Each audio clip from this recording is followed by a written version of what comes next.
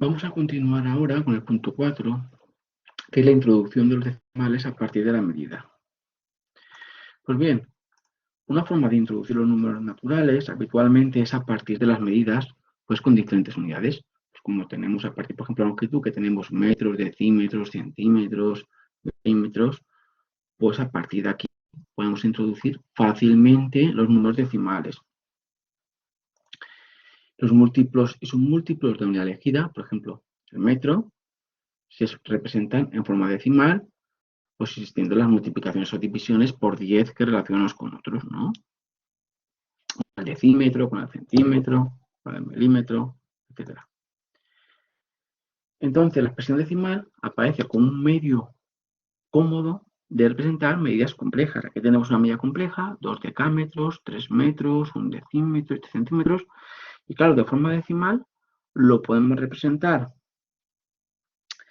de forma incompleja, pues en metros sería 23,13 metros. O en centímetros, que serían, bueno, aquí lo corregí, serían pues 2.313 centímetros. Aquí sería 261,3 y aquí pondríamos en vez de centímetros, decímetros. Pero estaría bien si aquí pusiéramos un decímetro. O, como os he dicho, 2.313 centímetros. Bien, vamos a ver el problema de los ceros cuando son necesarios. Los ceros a la izquierda de un número entero se pueden suprimir, ¿no? Aquí, 4, 1,4. Pero, ojo, son indispensables si están a la derecha de la coma, porque con esto van a indicar el rango de las restantes cifras en la escritura de un decimal. Es decir, va a indicar, pues son décimas, centésimas, milésimas, es decir, indican el orden de los submúltiplos de la unidad. Como ejemplo, pues 8 centímetros, ¿no? Se expresan en metros como 0,08 metros o como 0,00008 kilómetros. Esos ceros son importantes ponerlos. Los ceros a la derecha son los que indican el rango de las cifras no nulas, ¿vale? Y efectivamente no se pueden suprimir. 60 y 600, ¿vale? No representan el mismo entero. 0,6 y 0,60 o 0,600 sí que representan el mismo decimal. Entonces ahí se podrían suprimir. Solamente en el caso de física, que nos están diciendo con qué precisión estamos midiendo, ¿vale? Una magnitud, es cuando no se suprimiría.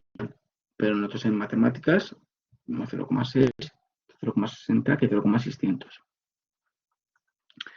Bien, si introducimos los números decimales en el contexto de medida, el inconveniente que podemos tener es que si la unidad que utilizamos es suficientemente pequeña, esos números podrían ser enteros. Entonces, eso es el problema que podríamos tener al introducir los decimales en el contexto de la medida. Bien, el conjunto de los números decimales es de esto. ¿Qué quiere decir esto? Pues que entre dos números decimales distintos siempre se puede encontrar otro decimal distinto. Y por tanto, como conclusión tenemos que existen infinidad de números decimales intermedios. Es decir, entre los números decimales se pueden encontrar infinitos números decimales distintos. Mirad, aquí os pongo una serie de ejemplos en los cuales los alumnos pueden tener más o menos dificultad. Los niños y las niñas pueden proponer, por ejemplo, ¿no? 1.215, que pues como un número decimal comprende entre 1,21 y 1,22. Si los interpretamos, ¿no? Este número es como medidas expresadas en centímetros, ¿vale? Pues aquí tendríamos que 1,215 ya estaríamos pensando en milímetros, ¿no? Ese 5. Pero en cambio, claro, si estamos pensando en medidas, ya tendrían los niños y las niñas dificultades para proponer otro número comprendido entre 1,215 y 1,216. Pues realmente no conocen unidades inferiores al milímetro. Sin embargo, ya desligado de los números decimales del contexto de medida, pues ya sería fácil encontrar entre 1,215 y 1,216 números, porque ¿qué hacemos? Pues añadimos ceros, ¿no? Y ya podemos encontrar, tenemos ceros a la derecha del 5 y ceros a la derecha del 6, pues ya podemos encontrar ahí 99 números intermedios entre esos dos. Bien, la propiedad de la densidad del conjunto de los números decimales pues atribuye a estos números otras características importantes y diferentes con las que hemos visto, bueno, con respecto a los números enteros. Los números enteros nos hemos trabajado, los temas siguientes, pero los conocéis. Entonces, o por ejemplo con respecto a los números naturales, ¿no? A un número decimal no existe otro que le proceda o que le siga. ¿eh? Cosa que sí que pasa, por ejemplo, en los números naturales. Que eso sí que los hemos visto, ¿no? Siempre encontramos, sabemos cuál era el siguiente o el anterior de un número natural, exceptuando del 0, que era el primer número natural. Tampoco existe intervalo abierto, 5 o 6. Se representa con un paréntesis cuando está abierto, que el 5 no se coge, el 6 tampoco. Entonces, tampoco existe un intervalo abierto 5 o 6, por ejemplo, un número decimal mayor que todos los comprendidos en dicho intervalo. Nunca podemos ver cuál es el mayor de ese intervalo, no lo sabemos. ¿Cuál es el menor? No lo sabemos. Si fuera cerrado, sí, pero siendo abierto, no, porque como hay infinitos números decimales, pues siempre podemos encontrar uno mayor del que pensemos. Otro obstáculo en la comprensión de la representación decimal, pues nace la manera en la que se habla de ella. Primero se pronuncia la parte entera y después la parte decimal. Ahí, ¿eso cómo se pronunciaría? Bueno, 256,431. O también, por ejemplo, puede decir 256 unidades, 461 milímetros. Bueno, pues esto nos lleva a pensar en la representación del decimal como dos números enteros separados por una coma. Pues esto puede llevar a ciertos errores en la comparación de los números expresados en forma decimal. Por ejemplo, cuando se comparan los números decimales y la comparación de la parte entera proporciona un método eficaz y correcto cuando las partes enteras son diferentes. Por ejemplo, 247 y algo más es mayor que 246 y algo más, porque las partes enteras son diferentes. Luego no tenemos, el alumno no tendría ningún problema en ver cuál es mayor. Si las partes enteras son iguales, entonces ya corremos el riesgo de que apliquemos el mismo procedimiento para comparar las partes decimales. Es decir, si vemos el número decimal, como hemos dicho, como dos números enteros separados por una coma, pues aquí tendríamos, en este caso, 207,5, ¿no? Es mayor que 246,123, a pesar de que 5 es menor que 123. Entonces, claro, algún alumno o alumna podría pensar que no, es mayor el 245,123 porque 123 es mayor que 5. ¿Vale? Pero, ojo, porque no estamos viendo la parte decimal como números enteros. La aplicación también del orden lexicográfico en la comparación de enteros y decimales, pues requiere que los números tengan las mismas cifras. Entonces lo que habría que hacer es ceros. Si al 5 le ponemos 2 ceros para que tengan las mismas cifras, los dos decimales, los dos números, entonces ya se ve claramente que 500 es mayor que 123. Vamos a operar con números decimales. Entonces los algoritmos desarrollados para realizar las operaciones aritméticas se extienden casi en problema conjunto de los números decimales. Vamos a adición y sustracción. Lo que hacemos es, primero, vamos a transformar los dos números decimales para que tengan el mismo número de cifras después de la coma. ¿Y cómo hacemos eso? Pues añadiendo ceros a la derecha del número que tenga la parte decimal más corta. Después ya ponemos los números en columnas, la coma debajo de la coma y aplicamos ya el algoritmo habitual de la adición o la sustracción de los números naturales.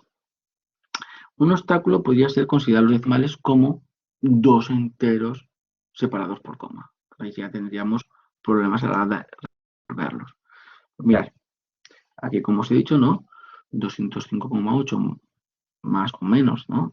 164,402. Pero lo que haríamos sería ponerle cifras, ¿no?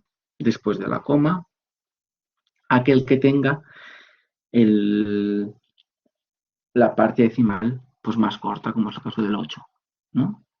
Tenemos dos ceros para que tengan los dos las mismas cifras en la parte decimal.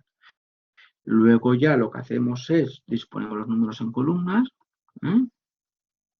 Y aplicamos ya, bueno, lo ponemos en columna, la coma debajo de la coma, muy importante la coma debajo de la coma, ¿eh?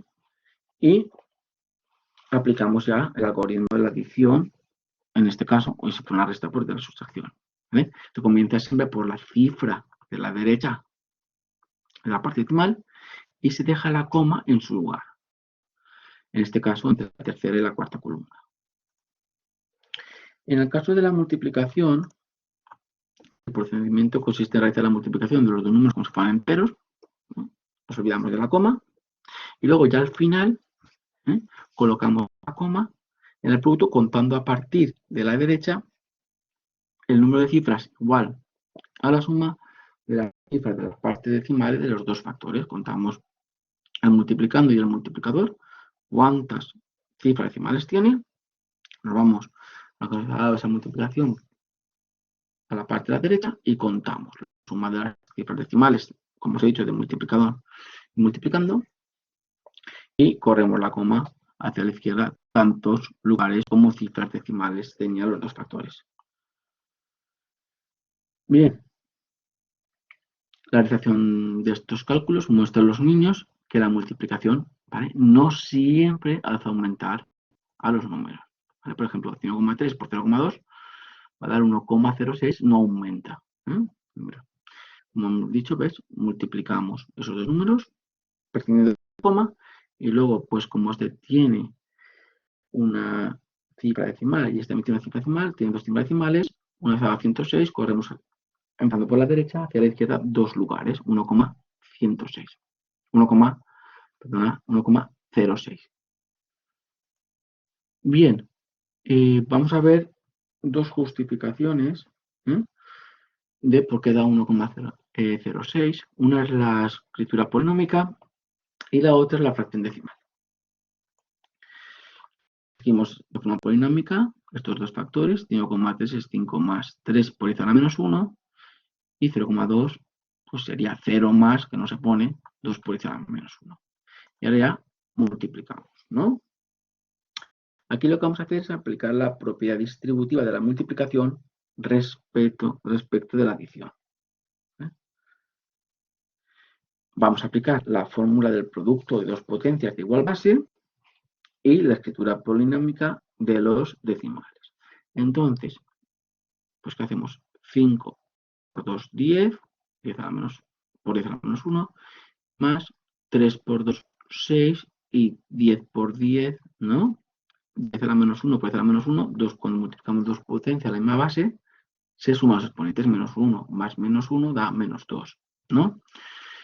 Entonces 10 por 10 a la menos 1 más 6 por 10 a la menos 2, esto da pues 1, bueno, daría realmente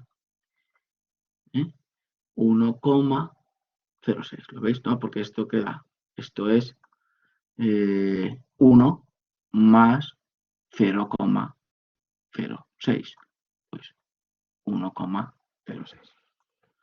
Bueno, como os he dicho, se ha aplicado la propiedad distributiva de la multiplicación respecto a la adición, la fórmula del producto de dos potencias de igual base y la escritura de los decimales. Es lo que hemos hecho para realizar esta multiplicación. La otra justificación, como os he dicho que íbamos a ver, la fracción decimal, lo que hacemos es escribir los números decimales como fracciones o como divisiones. Entonces, 5,3 es 5,3 partido 10, lo hemos visto antes cómo se pasa de número decimal a fracción, o bien, ¿vale? Se puede poner 0,3 como 5,3 partido 10 o 5,3 por 0,1. Y 0,2 es 2 partido 10 o como 2 dividido entre 10 o 2 por 0,1. Entonces aquí hay que recordar la definición del producto para mostrar que una décima por una décima da como resultado una centésima, ¿no? Multiplicamos 5,3 por 0,1 por 2 por 0,1. Entonces, multiplicamos 5,3 por 2, quedaría 106, y 0,1 por 0,1 quedaría 0,01. Bueno, pues esto da 1,06. Ya hemos visto que pondríamos 2 lugares la coma hacia la izquierda, ¿eh? Cuando dividimos entre la unidad de ceros, ¿no? Corremos de lugar hacia la izquierda, o también se puede hacer, pues puesto en forma de fracción, 3 décimos por 2 décimos, 106 partido 100, y corremos 2 lugares la coma hacia la derecha, luego 1,06. En el caso de la división de los decimales, se puede reducir siempre a la de un dividendo decimal y un divisor entero, ya que si el divisor tuviera decimales, se puede transformar en entero multiplicando por la potencia de 10 convenientemente ambos números, que es lo que se hace. El algoritmo que se aplica es el mismo que el de la división entera, se traslada como al cociente cuando se la encuentra el dividendo, y cuando se agotan las cifras del dividendo, pues se continúa bajando a cero. La pregunta es, ¿cuándo se debe tener este proceso?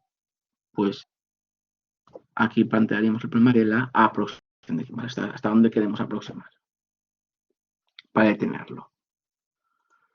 Bien, 345,2 dividido entre 23,41, pero lo que hemos dicho es que el divisor ha de ser entero, como tiene dos cifras decimales, multiplicamos dividiendo el divisor, ¿no?, por 100. Y entonces de esta forma ya el divisor se queda de forma entera. Sacamos el divisor, multiplicamos el dividendo, ¿eh? Y ahora ya pues dividimos nuevamente como hemos aprendido, ¿vale? Cuando ya hemos cogido todas las cifras del dividendo, ponemos una coma, ¿eh?, añadimos ceros y continuamos con la división.